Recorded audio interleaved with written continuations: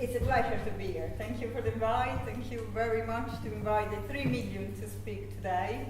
I have to say that 75% of the volunteers in the 3 million are women. And it's not a coincidence, and it will come clear during my talk. The 3 million started soon after the Brexit referendum. We came together in July 2016. The name comes from the fact that there are over 3 million European citizens living in the UK. But actually, soon after we started, we started having a conversation with the British in Europe, which is a group similar to the one of the 3 million. We represent the rights of European citizens living and working in the UK. The British in Europe represent the rights of British people that live in the EU 27. So now we say that we are the 5 million, the 3.6 million Europeans here, plus the 1.4 million in the EU 27, 1.4 million British. Why did we start? We started to protect the rights of European citizens. We felt that Brexit was going to change something. Migration was an issue during the Brexit referendum. Whatever was said, left, centre, right, all the parties said that nothing would have changed. But we felt that something would have changed because there wouldn't be a reason for putting migration in poster. I mean, Nigel Farage taking photographs of himself with refugees. And European citizens were put in the same pot with migrants, refugees. We were the Muslims. We were the ones that were taking the jobs. We were the ones that were taking the beds in the hospitals, the places for the children at school. So we were the issue. At that time, there was the permanent residence. The permanent residence was the way. Permanent resident card was the way for us to prove that we had a status for which we didn't need a card, and this has to be clear. Any EU citizens that moves within the European Union, after 5 years of exercising treaty rights, automatically, if you've been living there, exercising the treaty rights, you by default have permanent resident status. However, if you want to apply for a card and to be able to show when you go to the GP or you want to open a bank account, whatever you want to do, you can apply for a card. In the European Union, it's easy to do that. You usually fill a 2-3 pages form, you pay £65 usually, and you get a card. And then under a woman at the Home Office, so around Theresa May, the permanent residence card became from 3 pages, 65 pages. And the articles, we had to start proving quite a lot. When I applied for permanent residence status, because I've been working and living here for 20 years, married to a British, with British children, dual nationality children. I had to take 2 envelopes. It was over 5 kilograms, my applications. All the pay slips. I've been working for with the same employer for 20 years. And that one started me like, honestly, do we have to do that? I have to list it all the time that I was in and out of the country. And then we realized that people were affected. Especially people who didn't have a comprehensive sickness insurance, the CSI. Why? Because to live and work, reside, to have the right to reside in a state, you have to be either an employer or an employee. So you have to work, you could be as a self-employed, or you have to be a student with a comprehensive sickness insurance, according to the permanent residence card application here in the UK, and or a university student, or a self-sufficient with comprehensive sickness insurance. This comprehensive sickness insurance was an hurdle for many people, especially women, because women take a break from work, for example, to take care of their children, and they weren't made aware, they didn't know that if they broke their 5 years for taking care of some little children, maybe British children, they have to apply for this comprehensive sickness insurance. Our embassies, our consulate did not tell us, the Home Office did not tell us. So we were breaking those 5 years, let's say. And that was creating some problems. So the 3 million started a petition about a comprehensive sickness insurance. Says, well, can we use, many of us had a European health insurance card. Can we use the European health insurance? What is comprehensive? I mean, if you suffer with diabetes, would you have a comprehensive sickness insurance? If you have heart disease, how much do you have to spend? The cost was, we were looking at, the cost was an extortion, basically, just to get insurance. And some people actually did pay and are still paying because they are very afraid. But many of these, as I say, are women. And again, under a woman at the Home Office, the same Theresa May, in 2012, the minimal earning to get a visa for a partner to live in the UK came as a law. So if you are British and you want your third nationality spouse to come and live with you, you have to prove since 2012 that your spouse, that you earn more than 18,000 if you are on your own, or if you have one child, you earn more than over 20,000. If you have 2 children, more than 22, and goes up. And of course, who are more affected? Women. Why? Because most of the time we are part-time, and most of the time we are on low-paid salaries. The other things that started the 3 million was the fact that it was difficult for women sometimes to apply for other reasons.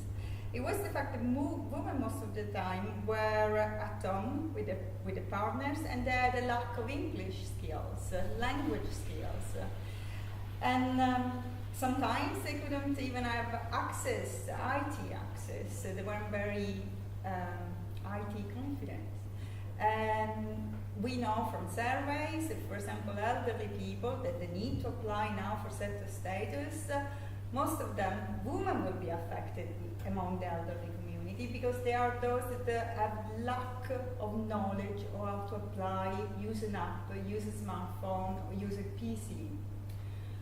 So, going around, what are we doing? The 3 million. The 3 million is doing an outreach campaign. We are going and working with immigration lawyers. They are funded by the European Commission to inform vulnerable groups, to inform at-risk groups. So personally, I'm working with the Roma community groups. We are working to not only inform them about the application that we all have to do to stay here documented without having the fear of following into the hostile environment. So everyone, children, elderly, it doesn't matter if they were born here or outside, if they're going just a European passport, they must apply before the deadline. And we're doing that, informing people that they need to apply, but also informing them of what the application is like, and most of all, the change on their rights. What the European rights, how are they going to be affected by Brexit? So, we do this outreach at the moment, and with the support of the European Commission, but soon in a few weeks we start a new project which will make volunteers around the community the center focus of our idea. We will have the settled status angels, volunteers that will be helped by us, trained by us, that will be under our personal indemnity insurance, and we will train them to give the possibility of actually registering people, going to into a safe place like a library, a school, and actually help people with the registration. what we want to do is reaching out to as many people as possible. So if you are in contact with anybody, with a group that needs some information, come in contact with me. I've got some business card. If you know people within the Roma community, if you know elderly, very long-term citizens, are the ones that really believe they don't need to do anything if you speak to them. I spoke with some Italian people in Bradford, and they went there. They started working in the 1960s in the mills around Bradford, and they say, I'm a foreigner in Italy and I'm a foreigner here in the UK. They really believe that what are they going to do if I don't do anything? What are they going? They're not going to deport me. And we say, no, they're not. Of course they're not going to deport, but you won't be able to use their healthcare. You won't be able to apply for a bank account. They will close everything. So be careful. You don't play with the Home Office. And although the Home Office has said that settled status will be user-friendly, we know that there have been some problems. We know that 90% of people that applied for settled status during the trial period have got the status that they wanted. But it means 10% did not. And this is an issue for us, which Cosi will probably talk about later. We want to protect those people that they can't prove, for example, their continuous work. That we got problem with carers, and usually are women again. Women are the carers because they can't prove, for example, a continuous job, or they can't, for confidentiality issues, they can't prove their address if they were living with the family that they were with.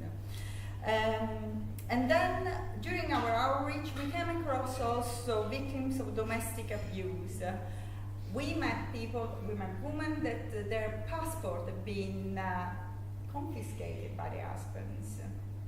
And this is outrageous. It's simply outrageous. The application now is free. This is the good news that Theresa May gave to us after years of bad news. But it came after a petition that again the 3 million did. So if you don't know about us, go and visit our website, www.the3million.org.uk.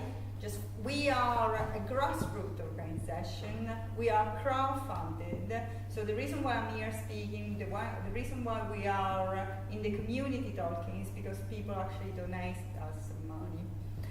And the last thing that I wanted to mention is about GDPR rules. And I don't know if any of you knows, but I'll read this one to be as precise as possible. Under GDPR, EU residents have the right to access the personal data that an organization holds on them. However, there is an exemption written into the UK's Data Protection Bill 2018.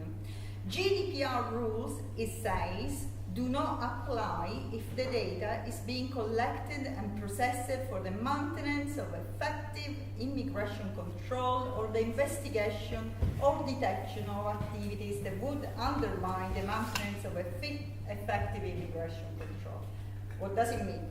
The exception will affect everyone involved in an immigration case. For example, those seeking refuge in the UK, those affected by the Windrush scandal, the 3 million European citizens who will have to submit their application for a new immigration status after Brexit. If this bill becomes law, people won't have the right to access their personal data held by the Home Office. European citizens will not be able to see and therefore challenge the information immigration decisions were based on. Individuals involved in migration disputes will not have the right to obtain their personal information from the Home Office. This is the most basic rule. If you want to do a court case, you have to know what the other party hold against you. We won't be able to do it. Join the 3 million. Sign our petition, become active with us, become our angels, join our new project. We will give you the information, we will make sure that you're part of our community. Thank you very much.